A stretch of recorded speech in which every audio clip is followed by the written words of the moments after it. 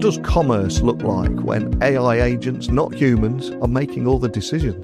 Well, today I'm going to catch up with Justin Banon, founder of the Boson Protocol, who returns for his third appearance in the last 10 years. And today he's going to share how his vision has evolved from decentralized e-commerce to a full AI-driven meta system. And with the launch of Fermion and the upcoming Boson meta system, Boson is now building the infrastructure for an emerging agentic economy, one where any agent, human or AI, can securely exchange any type of asset. And today we'll discuss everything from fractionalizing a $1 million Dolce & Gabbana suit to deploying autonomous agents that will bridge siloed marketplaces.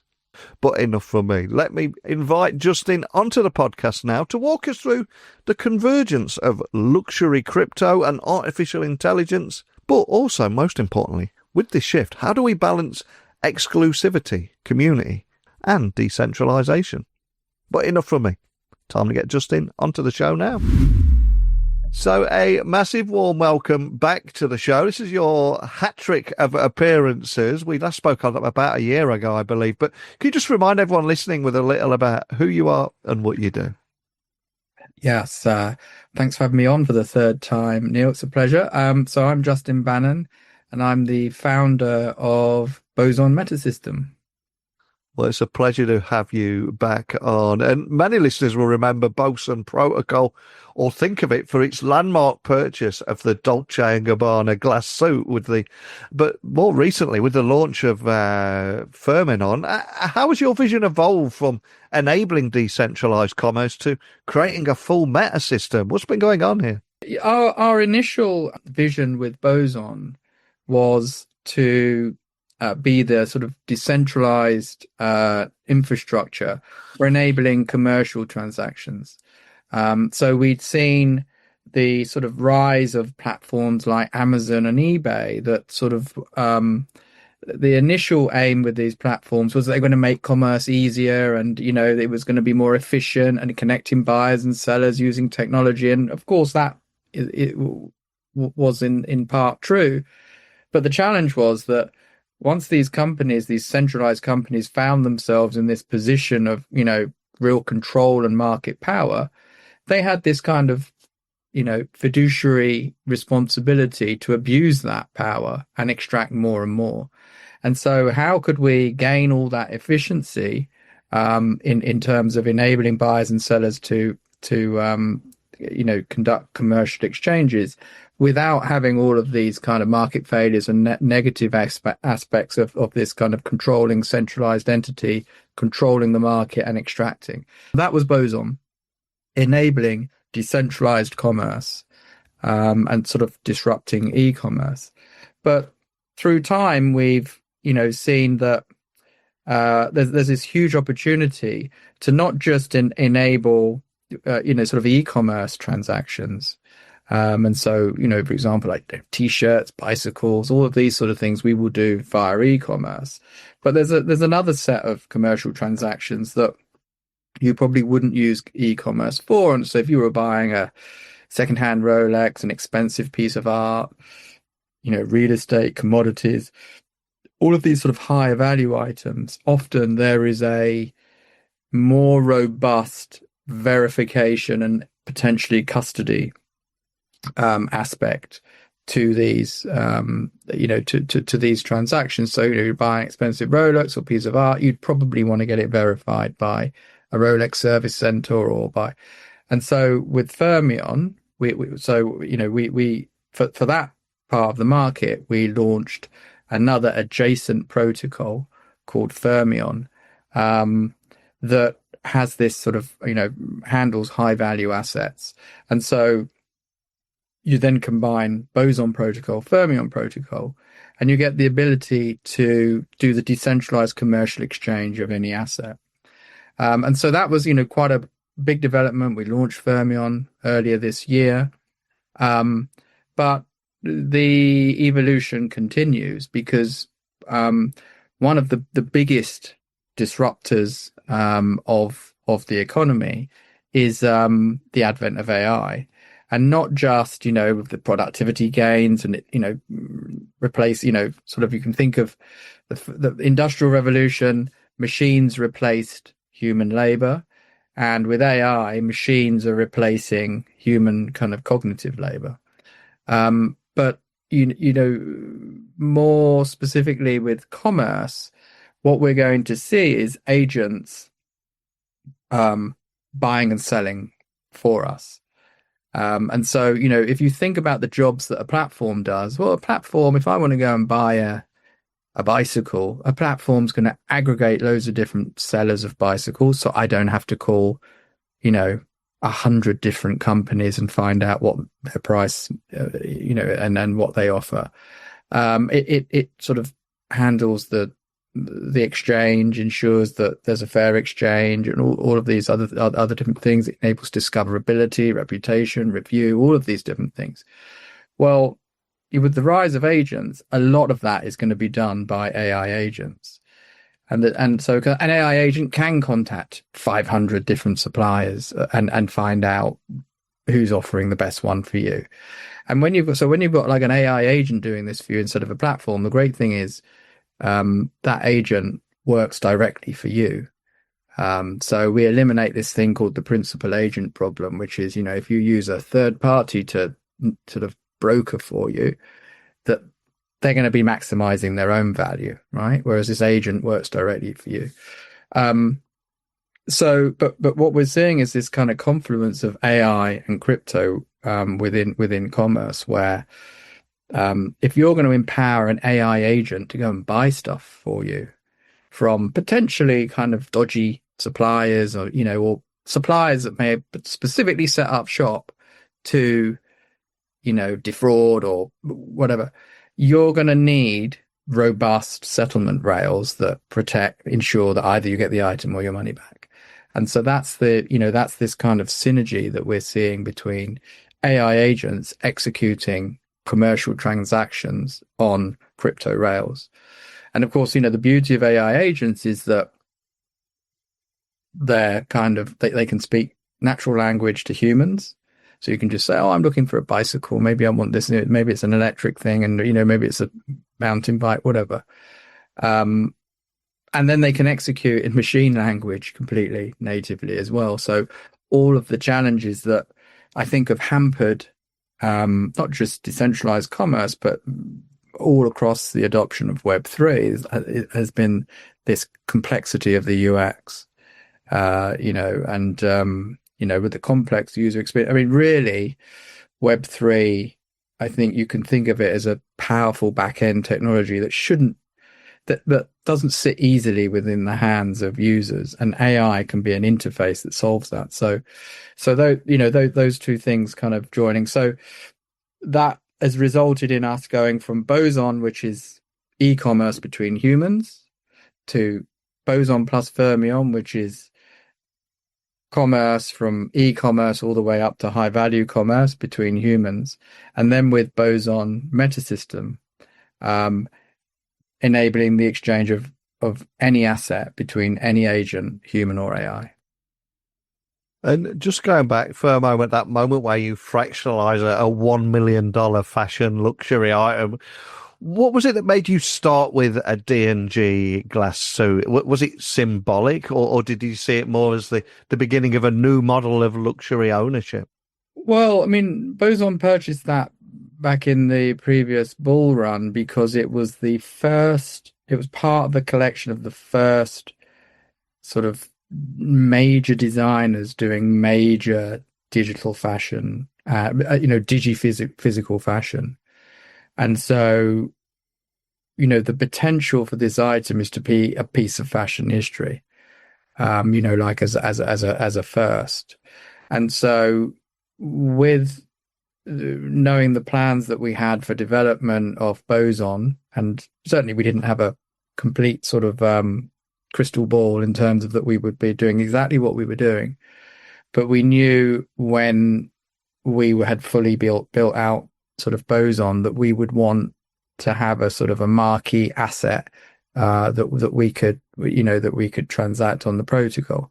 But with the development of Fermion, really enabled us to demonstrate some of the other features of Fermion that, so for example, there's not much of a use case for fractionalizing a t-shirt or a bicycle. But when you start getting to high value assets, $1 million assets, pieces of art, etc., then that opens up a whole sort of, new world of financial potential where you can have you sort of democratize ownership of the asset. But what we've done with this Dolce and Gabbana $1 million suit is much more than just sort of fractionalizing as a financial sort of kind of vehicle. What we've done is we've created a whole sort of AI agent entity from this suit. So the kind of the law of this kind of agent is that that what we say is that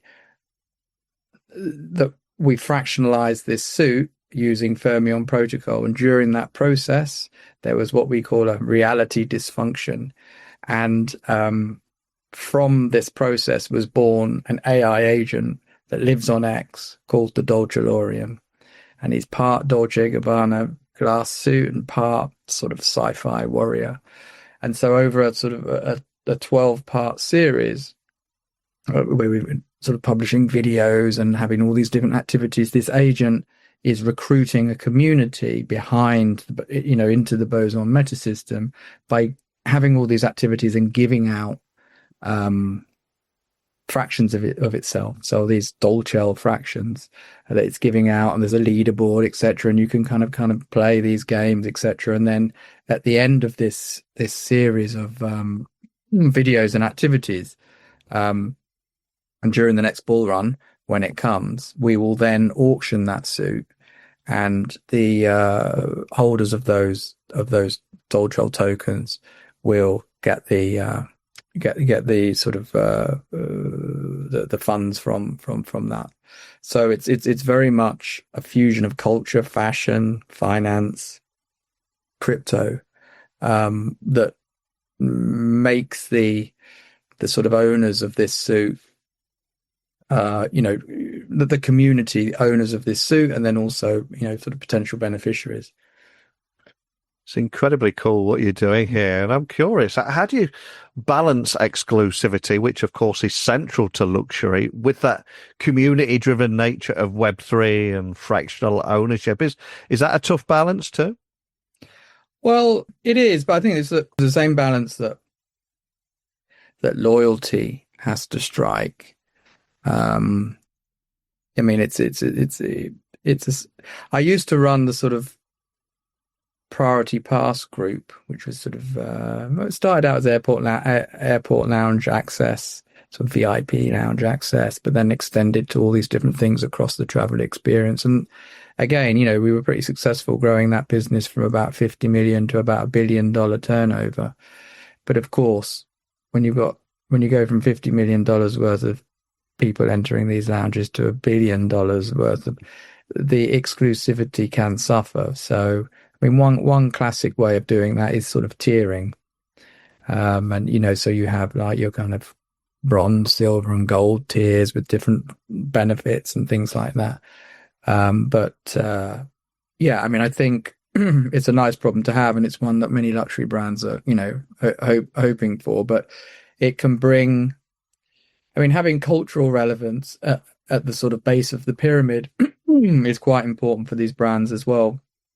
Being seen as current, for example, Pharrell Williams, the rapper, being the sort of design director at Louis Vuitton is an example of these brands wanting to stay cool and cultural and current, and certainly crypto enables that. So I mean, these, and what we've done with the Dolce Lorien is shown, rather than talk about, complex game theory and crypto technologies, etc., we are showing what can be done, and as a kind of cool fusion between technology and culture, which certainly I think demonstrated a lot better to people who are perhaps not into tech, and there are people out there like that.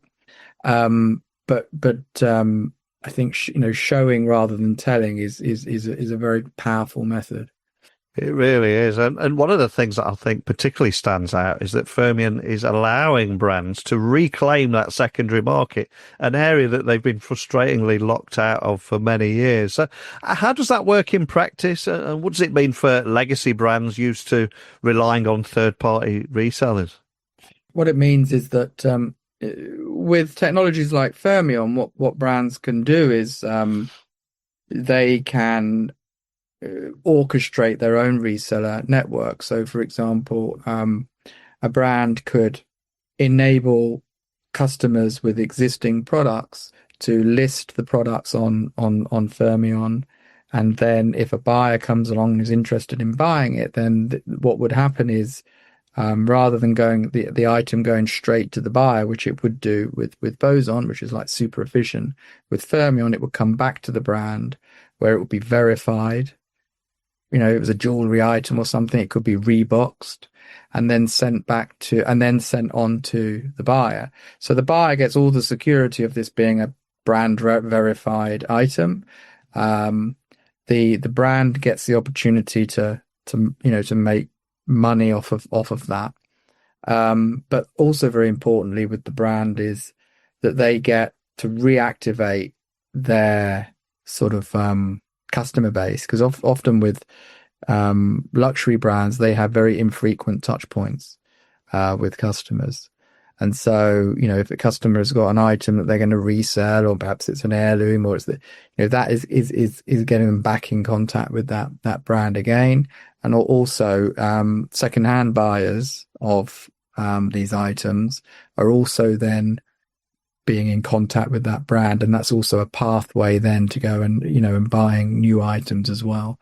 So that kind of ecosystem orchestration is very, very powerful, and brands doing that directly, having direct contact with their customers, be able to build essentially, you can think of these systems as kind of programmable commerce loyalty systems. And then it's super important for brands to be able to build these systems where they're in direct contact with these communities and kind of evolve together.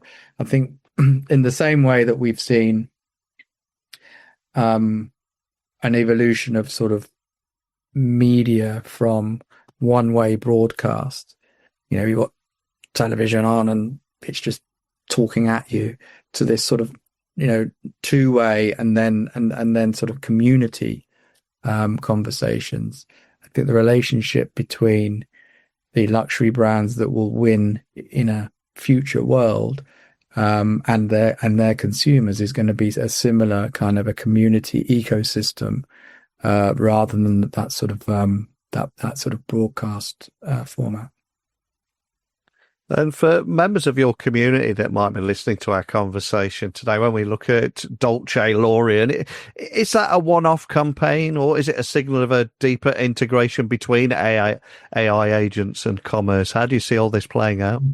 I mean, our strategy moving forward is AI first. We see AI as the single biggest disruption to the economy since the advent of the internet. There will be, within 4 or 5 years, probably 10, maybe 100 times more agents doing transactions than humans. And so building for AI, building commerce that enables this is absolutely central to what we're doing.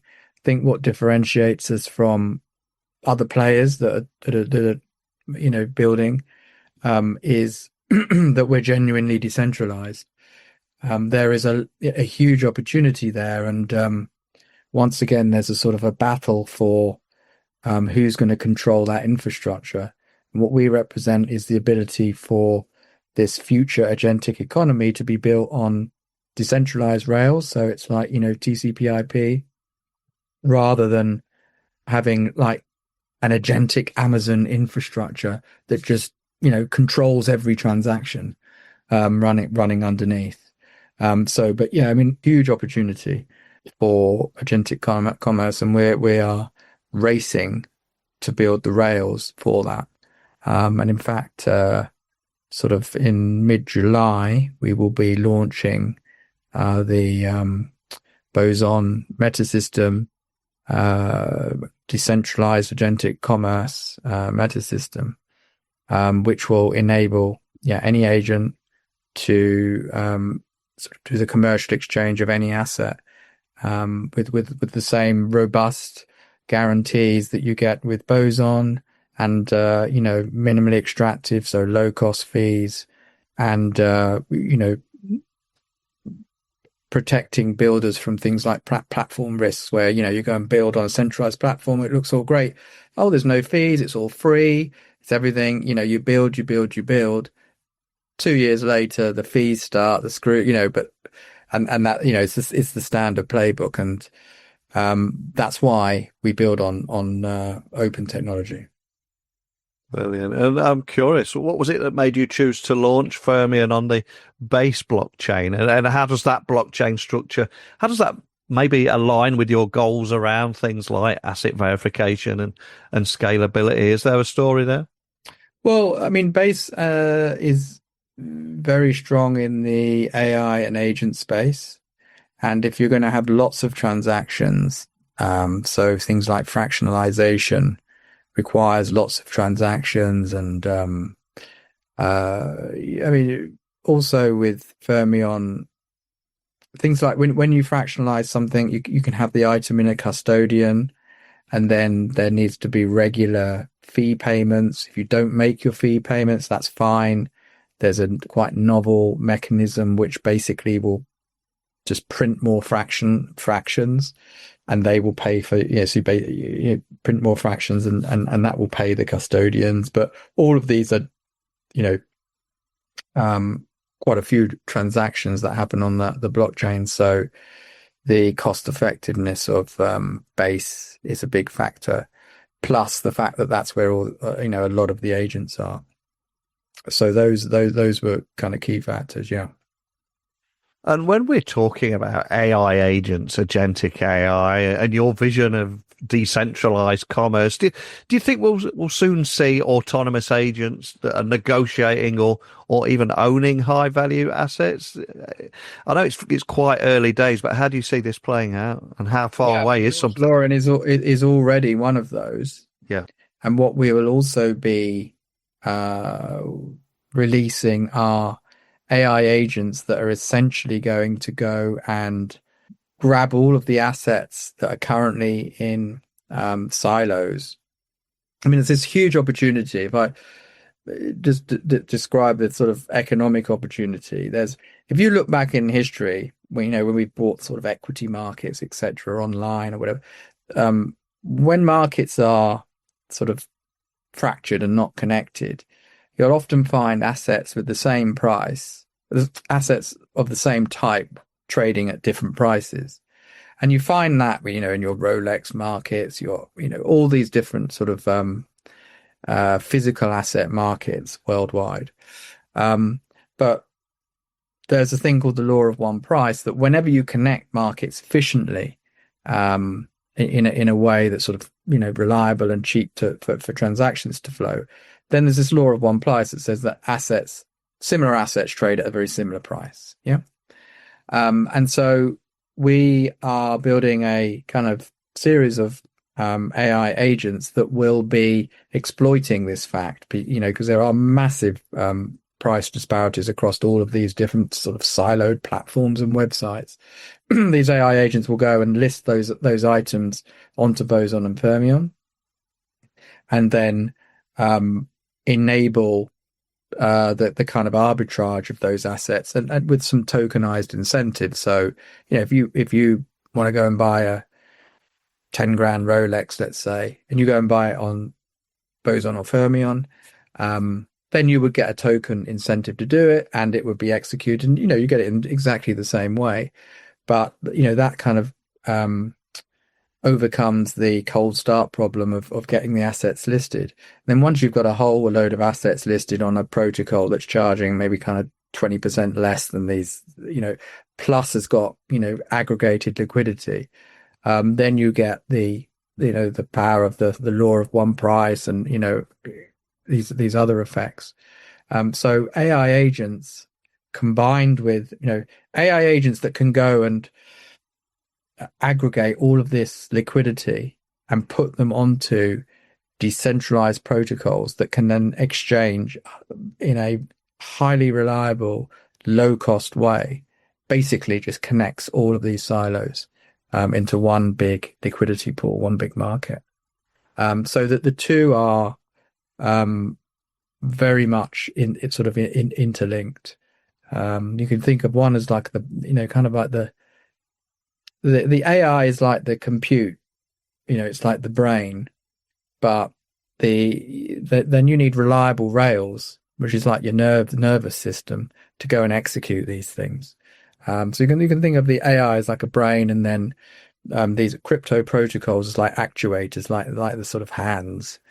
And so I think this will be one of the major ways in which the world will come from our legacy financial system onto a decentralized, kind of crypto-based financial system, is going to be through these kind of AI bridges and exploiting these kind of arbitrage opportunities. And from the outside looking in, you really seem to be so far ahead of the game here. And I guess the next question's got to be, do you think the market is ready for this kind of decentralized luxury? Are you seeing traction from traditional consumers, traditional brands, or is it still confined to those techie crypto native communities who are incredibly passionate? But are you seeing adoption outside of that? Look, the real adoption that we're seeing is through agentic sources. The demand for people to be loads of people are building agents, and it's not so easy to go and actually buy anything. So we are going to be listing millions of dollars worth of assets on Boson and Fermion, so that we become this kind of go-to repository, the go-to market for any agent that's looking to buy anything. And the thing is, if you buy it from Boson Metasystem, you have these sort of cryptographic guarantees that either you get the item or your money back. And there are competitors. There are competitors such as the Virtuals protocol's got the Agentic Commerce protocol. But Virtuals is very much a centralized profit-making organization. So it replicates exactly the same sort of market failures of the past. It's sort of like a stealth Amazon, if you like. You go and build on them, and, over just the same over time, once they control everything, then, they will control the rails. And then you've got more explicit Web 2 competitors like Crossmint, doing great stuff with lots of very easy to use APIs and all of this introductory pricing right now. But you build on them, and it's going to be built like building on any other platform that's going to be competing for margin with you.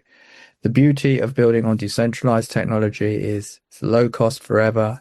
It's owned by the community. You don't have the platform risk that suddenly the terms are going to change and they're not working against you. And so, we have, it's great that we've got these other players because it validates that there's a market. And we have a very powerful position in that market as the kind of, the decentralized agentic commerce infrastructure. And, of course, we wouldn't be doing what we're doing if we weren't kind of real advocates and activists for a future world that's built on decentralized infrastructure where everyone gets to share in the value they create, rather than, having this age of abundance that AI promises, but having that concentrated in the hands of a few trillionaires is not the vision of the future world that we want to come to be. Wow, incredibly exciting times ahead. And Yeah, as I said a few moments ago, you guys seem miles ahead of the game here, and there's a real pressure on everyone to be in a state of continuous learning. But as someone that's leading the way, I've got to ask, where or how do you self-educate? How do you keep up to speed with the pace of change?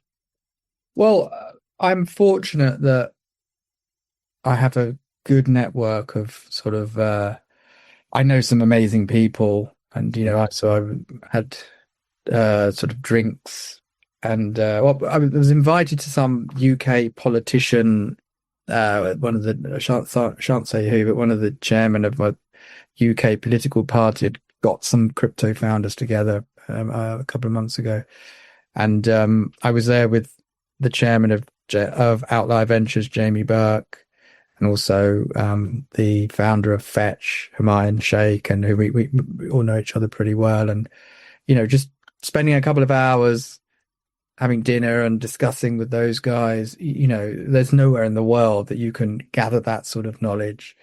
So that's a one source is the human source. Another way is to use AI. So I've been asking ChatGPT or Claude, and I've said, look, I'm a crypto founder. I'm want to do some research and master this area. I want you to write me a master's level textbook in this area. But before you do that, give me let's discuss some of the content points, and let's discuss with depth, and we kind of go backwards and forwards. How do I need examples? Do I need this? That you agree the kind of structure of it, and then let it go away. Like ChatGPT on deep research comes back with like a 30-page document, which I then download as a PDF, and then I put that into an app called Speechify, and then I go put my AirPods on and go for a 3-hour walk. And this thing just is basically giving me like a 3-4 hour lecture on some area where there isn't even a textbook, right? You'd have to go and speak to someone running a company on that, or a professor. Maybe, I don't even think it's made its way. Most of the tech and the knowledge that you need to run, to do what we're doing is not in universities at the moment. I mean, we're working pretty closely with the MIT agentic transaction kind of group, and so I mean that's probably an exception. But so much of this knowledge is sort of dispersed across the internet, and something like ChatGPT can just bring that together and put it into like a master's textbook style with all kind of in a nice way. It has key points to remember, and all of that sort of stuff. I'm doing that about once a week. So yeah, it's like doing a third master. I did a couple before. It's like doing a third continual masters now. I'm just drip feeding, and that is how you stay ahead. But it's not, the desire is not really to stay ahead. It's just so much fascinating stuff. Yeah. It's, kind of like tech porn, I think. I absolutely love that. I'm going to be giving that a try, and I'm going to be checking out Speechify. And it sounds a great idea. And for everyone listening, maybe they want to dig a little bit deeper on anything we talked about today. We did cover a lot. Where would you like to point everyone listening, especially if they want to join your community and just keep up to speed with some of your progress? Sure. Well, I would. I think a great starting point would be the Boson Protocol.io website, and they can download an overview. They can download our latest white paper on Boson Metasystem, and then there's all the socials there as well. And yeah, it's an exciting time to sort of join with lots of developments that are about to launch.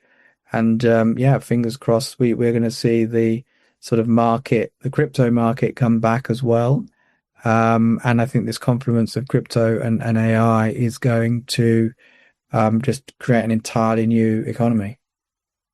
Well, as you said, incredibly exciting times. I do urge people to check you guys out. I'll be posting links to everything. And we did cover a lot there, from decentralized AI commerce, the Dolce Lorien's role in the Boson and Fermion meta system, and that Fermion launch of that D&G glass suit, the fractionalization announcement there. So much to dig deeper on, and maybe put all that into a PDF and get Speechify to read it out to you as well. There's so much more out there, but just thank you for bringing it to life today. Thanks, Neil. Thanks for having me. So is decentralized AI-driven commerce, is that the next phase of the internet economy, do you think? My guests certainly think so. And the pace at which Boson Protocol is building suggests they're not waiting for permission to innovate. And whether it's empowering luxury brands to reclaim resale channels or giving AI agents a native environment to transact, I think Boson's infrastructure is setting up for a coming wave of agentic commerce. And the combination of crypto rails and intelligent agents also raises big questions around ownership, value, trust, and so much more. But it also opens doors to entirely new dynamics. So how is your business preparing for a future where your next customer could even be an autonomous agent? Let's keep this conversation going. Email me now, techblogwriter@outlook.com, LinkedIn, X, just at Neil C. Hughes. But that's it for today. I'll be back again very soon with another guest, and I will hopefully speak with you all again then. Bye for now.